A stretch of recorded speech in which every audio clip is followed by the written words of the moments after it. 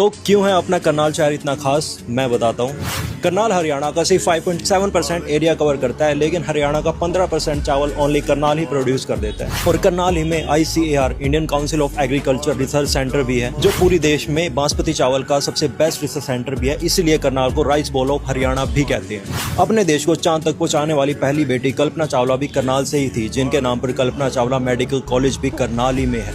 देश का सबसे बड़ा डेयरी रिसर्च सेंटर NDRI भी करनाल ही में है, जो देश ही नहीं एशिया का सबसे बड़ा डेयरी रिसर्च सेंटर है। अगर स्पोर्ट्स की बात करें तो क्रिकेटर सुमित नटवाल और क्रिकेटर नवदीप सैनी भी करनाल से ही है। इसके साथ साथ करनाल को हरियाणा का हार्ट भी कहा जाता है, क्योंकि ये देश की कैपिटल दिल्ली और हरियाणा की कैपिटल चंडीगढ़ के बिल्कुल सेंटर में पड़ता है। अगर करनाल में सफाई की बात करें तो 2024 और 2025 के सफाई अभियान में करनाल को पूरे देश में तीसरा स्थान और हरियाणा में पहला स्थान भी मिल चुका है। इसीलिए करनाल को पेरिस ऑफ हरियाणा भी कहा जाता है। तो like and share this video with your friends from Karnal.